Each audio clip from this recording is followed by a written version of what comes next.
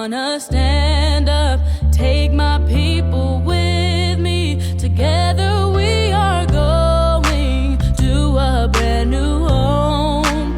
Far across the river, can you hear freedom calling, calling me to answer? Gonna keep on keeping on.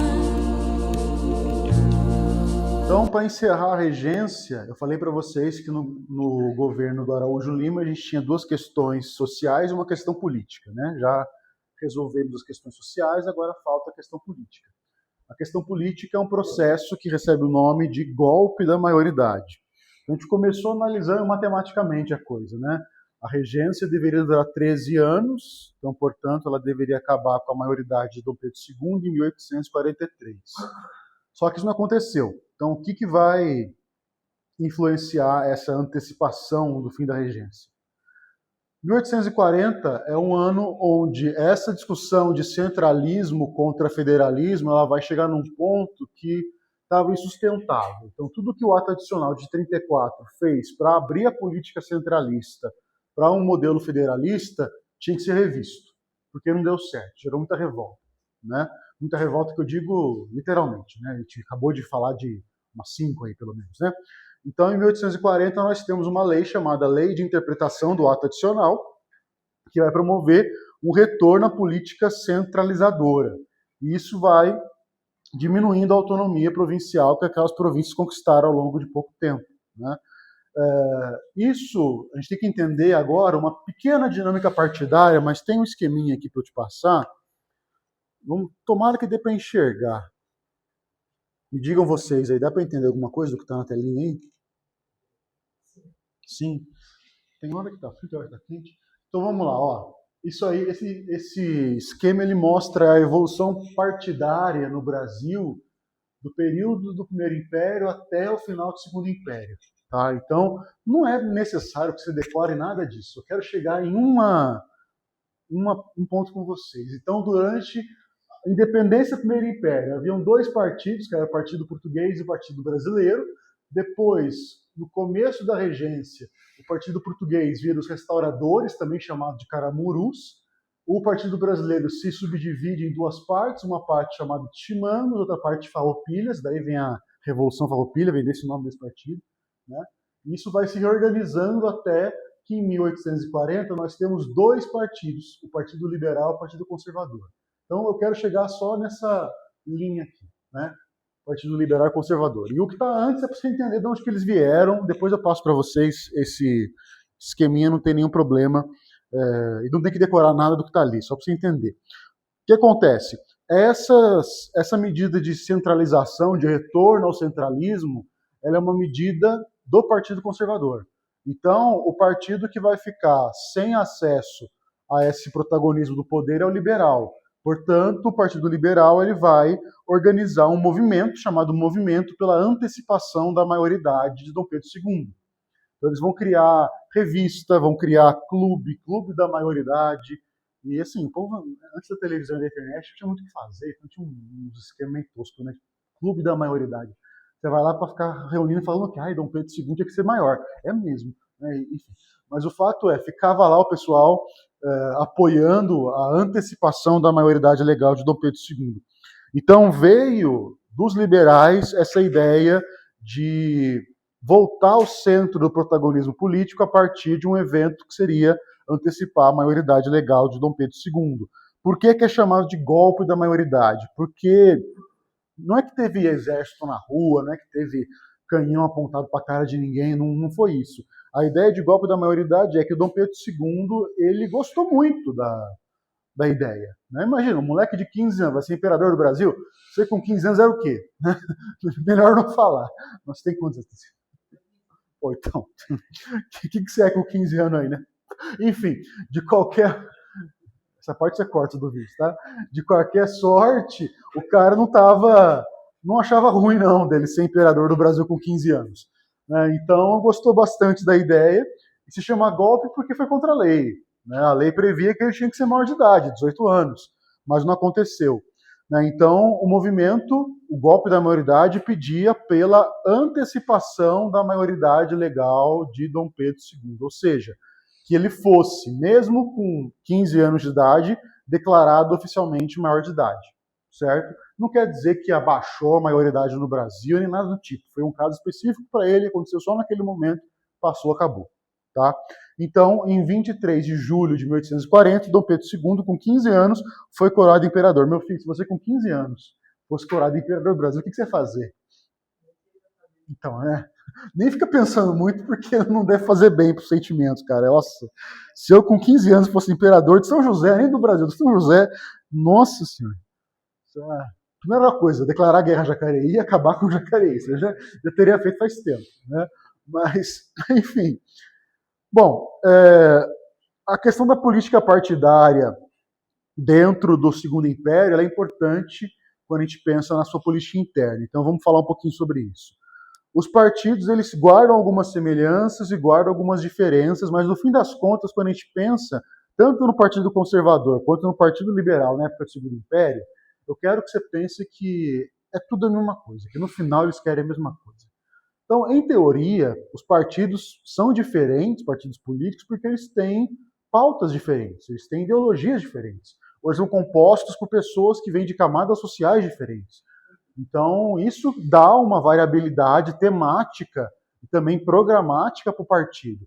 Agora, quando você tem um partido e um monte de fazendeiro rico branco que quer tomar o poder e o outro também, não tem muita variabilidade intelectual ali, variabilidade ideológica. Então acaba que os dois se confundem bastante. Por isso que nessa época, os autores da própria época vão dizer que o liberal e o conservador no poder é a mesma coisa, né? Vão até usar apelidinhos como Saquarema e Luzia. Então falam nada mais Saquarema que um Luzia no poder. Mas enfim, não importa esses apelidinhos. Então na prática, dá uma grifada para mim nesse ponto. Não existem diferenças ideológicas e sociais. São dois grupos de partidos formados por fazendeiros ricos brancos que vão querer as mesmas coisas, que é basicamente fisiologia, né? Ocupar o poder. Beleza? Então, funcionamento político do Segundo Império. A Constituição de 24, eu falei para vocês agora há pouco, ela não era uma Constituição tão liberal quanto os liberais da época queriam que ela fosse. Então ela é reformada. Uma grande reforma, não vou nem falar para você do nome e a data desse ato adicional para não te confundir. Mas a questão ela é reformada e ela vai assumir um caráter mais parlamentarista, onde o imperador não será o protagonista da chefia de governo, mas ainda vai existir o poder moderador. O Dom Pedro II foi mais liberal que o Dom Pedro I? Foi. Muito mais. Até porque ele não ocupou 2 dos 4 poderes. E ele deixou a chefia de governo existir autonomamente. A questão é, o moderador ainda existia. Então ainda era uma monarquia que tinha algum resquício de poder na mão do rei. Então como é que vai ser a organização dos 4 poderes? O poder executivo é chefiado pelo imperador e exercido por ministros que ele nomeia. Então até aí, nenhuma mudança. A chefia de governo, melhor, a chefia do executivo é do imperador e os ministros que fazem parte do executivo também vão participar do poder executivo através da nomeação livre que o imperador tem. O poder legislativo, já te falei, o Senado eram cargos vitalícios e a Câmara de Deputados eram cargos eleitos, né? O gabinete de ministros, que é o nome que a gente dá, a junção de todos os ministérios, né? O imperador escolhia o presidente do gabinete dentre os políticos do partido que tinha a maioria na Câmara. Então, assim, havia 2 partidos, liberal e conservador. No fim das contas, você vai ter um dos dois como maioria na Câmara, né? Então, o imperador olha para a Câmara e vê, bom, os liberais são maioria, então ele vai escolher um liberal para ser o presidente do gabinete, presidente do Conselho de Ministros.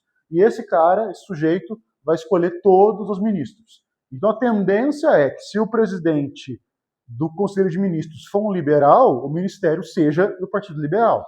E se for um conservador, que o ministério seja mais ligado aos conservadores. A tendência é essa, né? Então, essa dinâmica dele escolher o presidente do partido de maioria mostrava 2 coisas. A primeira é que Dom Pedro II tem uma autoridade sobre o parlamento E a segunda coisa é que ele não queria governar o Brasil como Dom Pedro I governou. Então ele deixava a coisa na mão, de fato, dos parlamentares. Ele exercia o poder moderador sobre eles, mas ele não era o protagonista da figura política protagonista do cenário brasileiro, né? Então essa questão é importante. Dentro do modelo parlamentarista existe um mecanismo chamado voto de desconfiança, ou moção de desconfiança. Eu acho que moção pode ser mais interessante para a gente, muito embora não seja o termo mais comum. O que acontece? Vocês viram essa semana agora que o ministro da Inglaterra renunciou? Eu vi no jornal isso ontem ou anteontem. O primeiro-ministro inglês renunciou ao cargo. Então, num modelo parlamentarista, isso é absolutamente normal, tranquilo. Porque o cara é chefe de governo, mas ele não está amarrado por um vínculo eleitoral majoritário com um mandato de 4 anos. Se o governo do cara não estiver bom, derruba o cara e escolhe outro. Né? Então, como é que eu derrubo o cara e escolho outro? Eu proponho uma moção de desconfiança. Então, um parlamentar vira e fala, olha, não dá para confiar mais no governo do fulano porque ele está fazendo A, B e C de errado. Então, eu quero que o parlamento vote para decidir se ele se mantém no governo ou não. E o parlamento votando, se ficar a maioria de que ele não tem que ficar no governo, o governo cai. O primeiro-ministro vai embora, o gabinete todo sai e se escolhe um novo governo. Então, isso diminui a possibilidade de uma crise institucional em longa escala. Então, ficar sofrendo com o presidente da República 4 anos porque o cara é um Zé Mané, ou então porque aconteceu alguma calamidade no Brasil ou no mundo e o cara não está sabendo, o cara ou a mulher não está sabendo conduzir bem a nação. Se fosse um modelo parlamentarista, o cara caía em 2 meses, escolhia outro e vamos embora. Então, essa ideia ela é propiciada no parlamentarismo pela moção de desconfiança ou voto de desconfiança. E aí o modelo parlamentar brasileiro vai guardar 2 diferenças principais com o modelo parlamentar clássico inglês. Isso vai levar o modelo brasileiro a ser chamado de parlamentarismo às avessas. Está ali em cima, dá uma grifadinha nesse termo, por favor. Então, por que se chama dessa maneira? Primeira razão, o parlamentarismo clássico inglês não tem protagonismo do rei. Aqui nós teremos uma certa autoridade dele, sobretudo exercida pelo moderador. Né? Esse é o primeiro ponto. Segundo ponto, no parlamentarismo clássico inglês, o parlamento, a Câmara de Deputados, no caso da Inglaterra, é a Câmara dos Comuns e a Câmara dos Lords, né? Mas enfim, o que seria equivalente à Câmara de Deputados vai ter um mandato específico. E só vão sair do mandato quando acabar o mandato. Aqui no Brasil tem uma outra diferença. O Dom Pedro II podia, através do exercício do poder moderador, quando ele julgasse necessário, dissolver a Câmara de Deputados e convocar novas eleições. Tá? Então esse vai ser um mecanismo, um expediente, na verdade, do qual ele vai se valer bastante durante o Segundo Império. O Segundo Império durou de 1840 a 89, basicamente 60 anos. Durante esse intervalo, ele fez isso 36 vezes. É como que se mais de uma vez a cada 2 anos tivesse uma mudança da Câmara, não só do governo. Então, dissolver a Câmara é algo mais sério, porque a população votaria de novo. Aí tem algumas formas de encarar isso. A primeira forma seria, eu acho ela mais otimista, eu gosto dela. Dom Pedro II, apesar de ser um imperador, está deixando que a própria população, da forma como é adequada na época, se organize politicamente. Ele só interfere quando dá alguma zebra. Né? A outra forma de encarar ele está manipulando o poder para ninguém tirar ele do poder.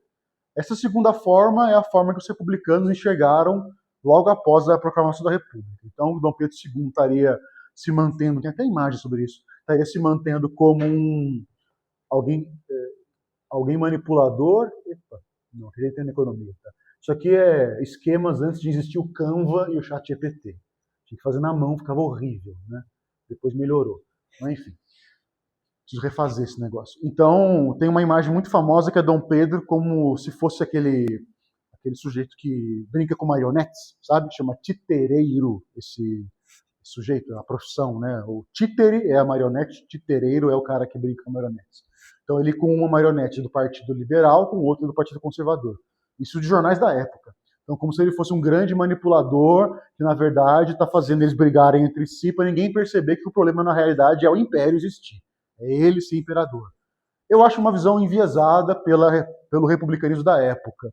Eu prefiro ser um pouco mais otimista, mas não tem... Enfim, vestibular você vai encontrar a segunda versão, de que ele de fato seria alguém que manipula, você vai encontrar essas imagens de charges da época que vai mostrar Dom Pedro como um velho cansado, vai ver ele como o titereiro das marionetes, vai ver ele como alguém que está brincando com um carrossel, aí os cavalos do carrossel é o partido conservador ou liberal, porque o carrossel faz assim, né, o tempo inteiro, o que está em cima desce, o que está embaixo sobe, né? Então como se ele fosse o grande promotor desse fluxo de instabilidade governativa. Mas o fato é, o Primeiro Império teve revoltas, segundo, a regência teve muitas revoltas, o Segundo Império não teve nenhuma.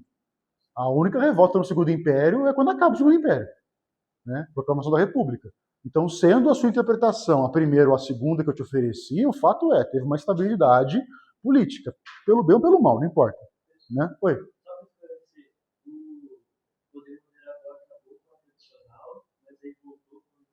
Ele foi suprimido com a Ato Adicional de 34, porque o poder moderador ele é exclusivamente de titularidade do imperador.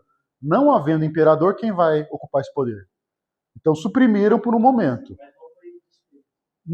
Então, é uma questão de legislação isso. O ato adicional ele não reformou a Constituição no sentido de remover dela o poder moderador. Ninguém o exercia, então ele estava inativo, estava desligado. E aí aqui, quando se faz a lei de interpretação do ato adicional e posteriormente a reforma constitucional que Dom Pedro II faz, ele vai ser religado. Tá? É isso. Tudo bem? Então, bom, esse poder moderador, nesse momento, vai ser utilizado dessa maneira, por isso que a gente chama o modelo brasileiro de parlamentarismo às avessas. Né? Tem mais um item aí, que seria a Revolta Liberal de 1842. Isso aqui é só para trazer, tá no programa da ESA também, então é bom a gente comentar. Mas para trazer um contexto para vocês, como eu falei para vocês, o Partido Liberal e o Partido Conservador eram enxergados como duas faces de uma mesma moeda. Porque eram fazendeiros dos dois lados, as pautas políticas eram muito semelhantes, o que eles queriam mesmo é ocupar o poder. Né? Então, de uma forma assim bem tranquila, não estou fazendo apologia para nada nem para ninguém, tanto que eu vou usar partidos que não são de grande expressão.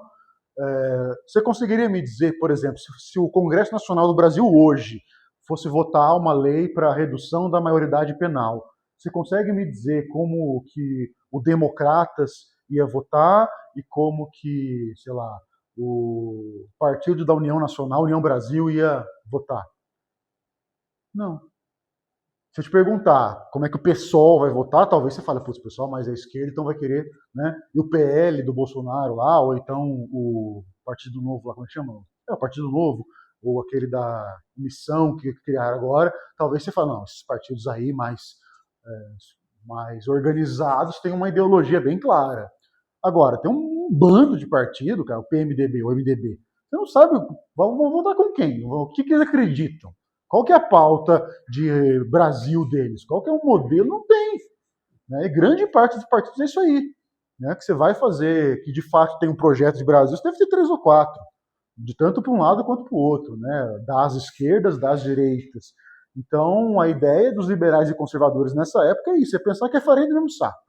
Que não há uma diferença de projeto entre eles, nem social, e, portanto, não importa quem está no poder. Eles querem ocupar o poder. Desde que eles ocupem o poder, não importa o que estão fazendo.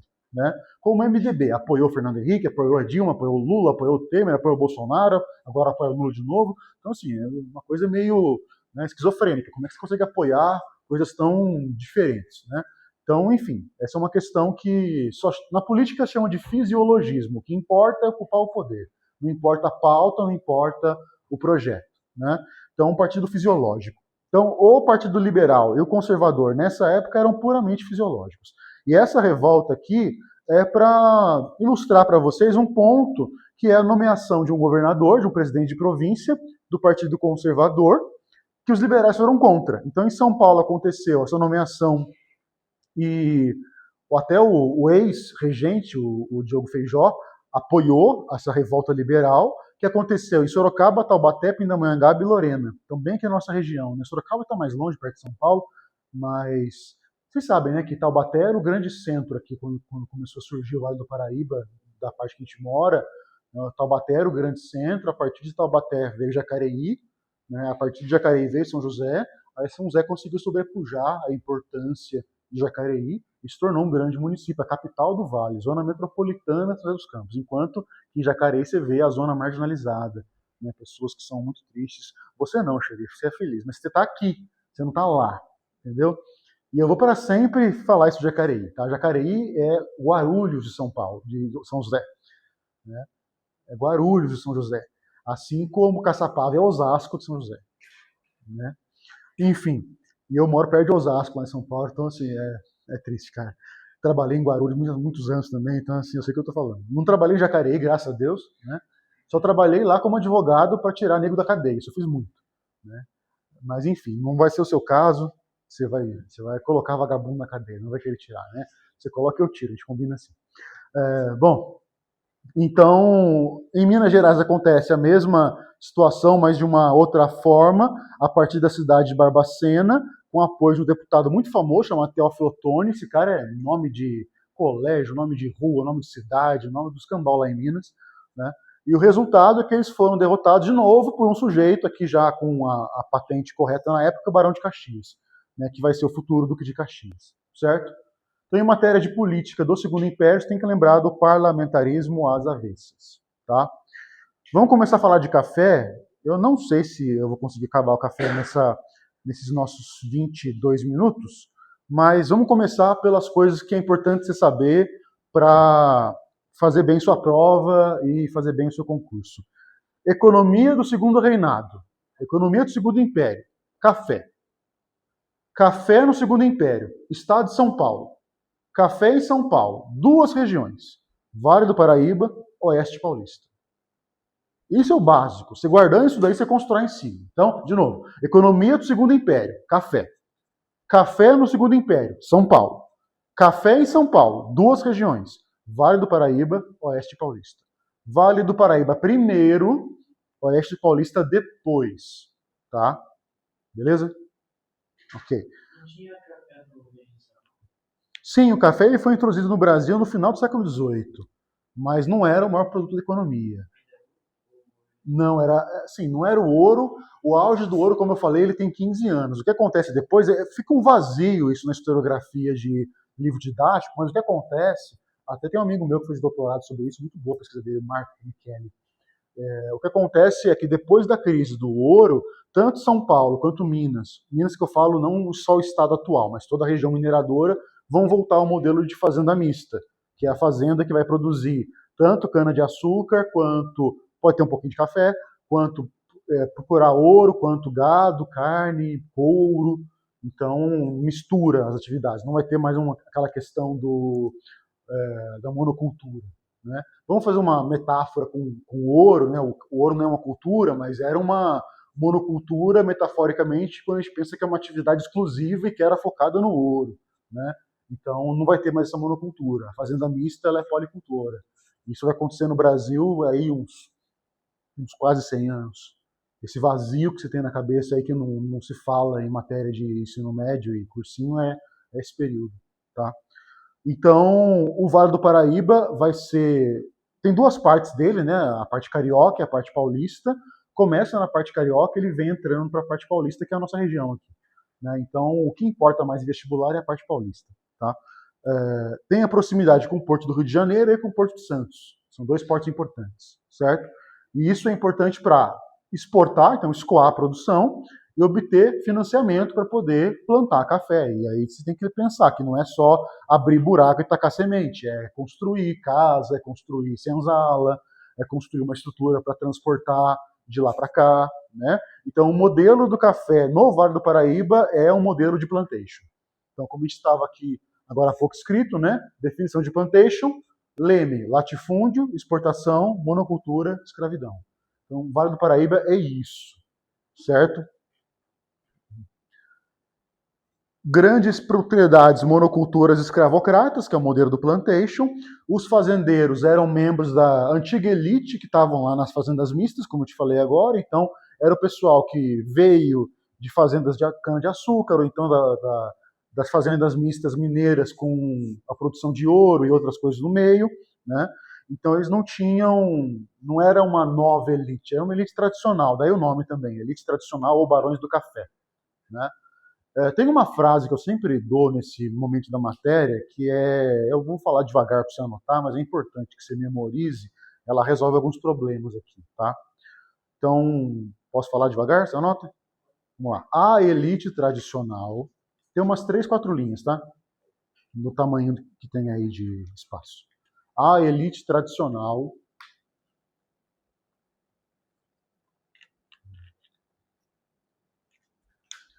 dos cafeicultores do Vale do Paraíba, a elite tradicional dos cafeicultores do Vale do Paraíba era monarquista e escravocrata, 2 pontos. A elite tradicional dos cafeicultores do Vale do Paraíba era monarquista e escravocrata, 2 pontos. Fiel ao império até o fim. Fiel ao império até o fim. A elite tradicional dos cafeicultores do Vale do Paraíba era monarquista e escravocrata, 2 pontos. Fiel ao império até o fim. Essa frase vai ter um pequeno complemento depois, tá? Amanhã a gente fala disso. Mas, por enquanto, eu quero que você guarde o seguinte: em matéria política, eles apoiam o império. E mais do que isso, eles são a base de sustentação financeira do império.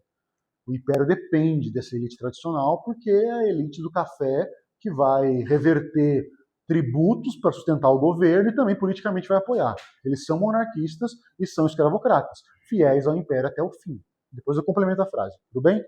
Guardou? Bom, a produção era a produção extensiva, ou seja, aquela que é feita sem a preocupação com a produtividade da terra. O trato e a colheita era feito de maneira manual pelos escravos. Tem alguns dados bem impressionantes, assim, do tipo, cada escravo era responsável por 2.400 pés de café, sozinho. Um negócio bem... né? E os barões do café, como eu já falei, se tornam uma grande base de apoio ao império. Vai dar o nosso horário, então amanhã a gente começa com o Oeste Paulista e vai até pelo menos a Terceira República. 45? Ah, desculpa. Então tem mais 15 minutos. Vamos falar então disso aqui agora. Obrigado, xerife. Desculpe. Então vamos comparar. Eu quero que você tenha na cabeça essa comparação entre 2 polos extremos. Então pensa, o Vale do Paraíba é uma região mais conservadora no sentido político e econômico. Usam mão de obra escrava e são fiéis ao império. O Oeste Paulista não vai ser, tá? Então, em matéria de região, esse mapa aqui foi feito à mão pelo Caio Prado Júnior num livro dele, é impressionante, o cara fazendo um negócio à mão. Enfim, tem muita coisa para te mostrar aqui, mas não é o nosso foco num curso intensivo. Essa região aqui, do estado de São Paulo, esse mapa também foi feito à mão com a professora que eu tive na faculdade de História, mostra a região do Oeste Paulista. Você conseguiu localizar onde está no mapa de São Paulo isso? Se a gente pensar que o mapa de São Paulo sei lá, fazer um negócio bem tosco aqui, tá? Que é um... Aí que você me compromete, né? Enfim, nossa, não sei desenhar nem grotescamente, mas o mapa de São Paulo é um treco assim, né? Só não vai botar outro, né? Enfim. De qualquer sorte, estaria aqui em cima, ok? Então, não quer dizer que o Oeste seria essa região aqui, né? Pela Rosa dos Ventos. Seria o Oeste que segue o traçado de ferrovias que foram construídas para aquela região. É que nem de pensar em zona oeste da cidade, não obrigatoriamente pegar uma bússola vai estar no oeste magnético. Então é uma relação que você tem que entender. Não é somente uma questão geográfica, é uma questão conceitual também. Então essa região do Oeste Paulista ela vai ter o seu auge entre 1840 a 1930. A crise do café no Oeste Paulista só vem com a crise de 29. Durante o último ano da República Oligárquica, da Primeira República, com o governo do Washington Luiz e o golpe do Vargas. Tá? Então, bom, tem algum litoral no Oeste Paulista? Não. Então, de que adianta ter um baita solo fértil, isso que está em pretinho ali, você está vendo perto de Ribeirão Preto ali, ó, né? É solo extremamente fértil, chamado terra roxa. Também tem no Vale do Paraíba, tá? Mas a camada de profundidade no Oeste Paulista era muito maior. Então era muito mais fértil lá e muito mais incidente. Então de que adianta ter um solo super fértil se eu planto toneladas de café e não tenho para onde, nem como escoar a produção, para onde exportar?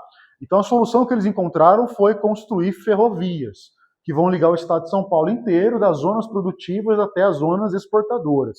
Então, basicamente, oeste, Vale do Paraíba até o Porto de Santos e do Rio de Janeiro. Tá? Então, o oeste vai ter melhores condições de solo e clima por causa da presença da terra roxa, pode grifar isso aí.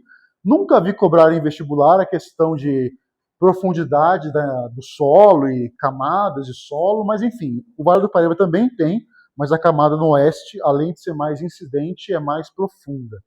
Oi? Sim, por causa do café. Por causa do café.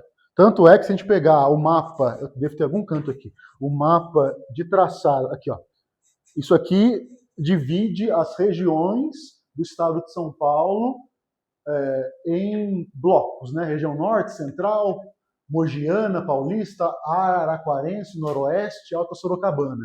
Isso aqui, se eu sobrepuser a esse mapa o mapa das ferrovias, aqui ó, o mapa das ferrovias, ele é exatamente igual. Eu posso aumentando as épocas, ó, você vê que ele segue exatamente essa questão. Você veja que eu gosto bastante desse tema, então tem um monte de coisa aqui que eu poderia mostrar, mas, de novo, estamos num intensivo, né? Então não vou me alongar demais. Então, características básicas, é muito mais fértil. A nova elite que surge ali não é uma elite tradicional. Quem vai fazer o café no oeste não é o pessoal que fazia no Vale do Paraíba, que era gente das antigas fazendas de açúcar, ou então da mineração, ou mais imediatamente das fazendas mistas. Era gente nova. Então a gente vai chamar pela primeira vez na história do Brasil com um termo marxista que é burguesia. Então, burguesia do café, ou burguesia cafeeira. E qual que é a grande diferença? Ou quais, né? Vamos colocar duas. Dá para a gente comparar com o Vale do Paraíba nesses dois pontos, e é isso que vai acontecer nas provas de vocês, nas questões. Então, a burguesia do café, ela não é fiel ao império, e ela não é escravocrata. A mão de obra que ela vai usar é imigrante, e ela vai assumir uma posição política republicana. Então a gente tem uma divisão por extremos. Já te falo por quê, tá? Mas retomando, ó, Vale do Paraíba. A elite tradicional de comerciantes de cafeicultores do Vale do Paraíba era monarquista e escravocrata. Fiel ao império até o fim, monarquista e escravocrata. Já a burguesia do café, eles não usam mão de obra escrava, vão usar imigrantes e não vão ter o foco monarquista, vão assumir uma posição política republicana. Percebe como são opostos? Isso vai ser importante na crise do império, tá? Por que que eles não usam mão de obra escrava? Depois, quando a gente falar de crise da escravidão, eu vou te dar a lei, a data certinho. Mas tem uma lei que limita o tráfico de escravos, que é desse período, né? A Lei Eusébio de Queiroz. Então, eles não vão usar por causa disso. E é proibido comprar escravos e importar escravos, naquela época já. Então, vão usar imigrantes. Primeiro, imigrantes prussianos, que seria a Alemanha hoje, né? E depois italianos, que vão até ser a razão da terra roxa chamar roxa, né? Porque em italiano é rosso. Então falavam rosso, de vermelho, na terra vermelha, e aí pela corruptela da palavra no português virou roxo, né? Mas não é roxo, a cor roxa, é vermelha. E as cidades que são importantes do Oeste Paulista para vocês guardarem, sobretudo Ribeirão Preto. Sobretudo Ribeirão Preto. Pra você entender aonde que está esse oeste. Não é bem o oeste, como eu falei para você, pegar uma bússola, mas você vai enxergar como oeste assim. Bom, a gente tem 9 minutos, eu acho que não vale a pena eu ir para o outro tema, então eu vou te mostrar umas coisas que eu tenho aqui nas imagens. Olha que interessante isso, cara. Pouca gente, não é querendo puxar sardinha não, mas pouca gente teve acesso, tem acesso ao que eu vou te explicar agora. Isso aqui são gráficos e mapas feitos à mão, que mostra a difusão do café no estado de São Paulo ao longo das épocas. Então, olha só, 88% aqui bem no Vale do Paraíba, 12% mais numa área central, 1836. 54%, Vale do Paraíba ainda é o mais denso, tem uma ocupação já na região próxima a Ribeirão Preto, no oeste. Percebeu que está, né, mudando? 1886, Vale do Paraíba tem menos, o oeste está mais concentrado. E amplificou um pouco para a região mais aqui de baixo, né? 1920, olha o Vale do Paraíba, quase insignificante perto do oeste, certo? Então vou mostrar de novo isso aqui de uma forma um pouquinho mais rápida. Ó. Vale do Paraíba, 88% da produção de café do estado de São Paulo, até chegar a cerca de 1 a 4%. Por isso que eu falei para você, não é a bússola. É uma região, sobretudo por conta das ferrovias. Ferrovias da região oeste. Aqui em São José não tem metrô, mas lá em São Paulo tem concessões de metrô que tem esses nomes. Metrô Norte, Metrô Oeste. E não obrigatoriamente é o oeste geográfico ou magnético, se é que isso existe. Então, não pensa na Rosa dos Ventos aqui, não. Isso aqui é o oeste paulista. Tá? E o Vale do Paraíba está ali. Agora, onde está o pulo do gato? Eu falei para você que pouca gente vai ouvir isso antes de fazer uma universidade de história bem feita e com um foco em história econômica. E se eu te disser que a quantidade, número absoluto, tá? Não porcentagem, a quantidade de café que o Vale do Paraíba produz nessa época é muito maior do que nessa época. Estou te dando esse dado. Isso quer dizer o quê, então, em termos percentuais e absolutos para o oeste? Sacou a pergunta ou não? Aqui, percentualmente, o Vale do Paraíba tem mais café. Eu estou afirmando para você, vou te mostrar os dados, que aqui, em números absolutos, o Vale do Paraíba produz mais café. O que isso significa para o café do Oeste, então? Percentual relativo, certo? Então, se antes eu produzia 100 sacas de café, das quais 88 eram feitas no Vale do Paraíba, o Vale do Paraíba produzia 88% do café, certo? Se agora eu faço 1 bilhão de sacas de café, das quais 1.000 são feitas no Vale do Paraíba, eu tenho 1%. Mas em número absoluto, se eu comparar as duas coisas, eu estou produzindo mais. Esse gráfico aqui mostra isso. Ó. O Vale do Paraíba é a região norte. Tá? Olha no começo. Produção por regiões. Norte era gigantesca, chegou aqui, ó, pequenininha. Agora, se eu mudar o gráfico de porcentagem para valor absoluto, ele fica assim, ó. Quantidade de café por arrobas. Produzia-se pouquíssimo café aqui. E na crise é mais que o dobro. Então o que aconteceu para a porcentagem mudar? O oeste paulista era tão fértil e fazia tanto café que o Vale do Paraíba ficou inexpressivo. O que não quer dizer que estava em crise. Pelo contrário, estava produzindo cada vez mais. Mas o oeste é tão fértil e tão poderoso nesse quesito, né? E sem sobrepujar com uma linha a mais, que é das ferrovias, ó, coloquei agora mais um eixo no gráfico, essa linha pontilhada. O crescimento de ferrovias do estado de São Paulo. Ele cresce exatamente como o café cresce. À medida que o café vai para o oeste, as ferrovias também vão crescendo. Ou seja, ferrovia no Brasil, segundo império, por causa da economia do café no oeste paulista. Certo? Beleza? Que bom que deu para falar um pouquinho disso com vocês. Então é isso aí, gente. Vamos encerrar agora, até porque a gente tem que desmontar a sala. E amanhã, 8h30, estamos juntos aí.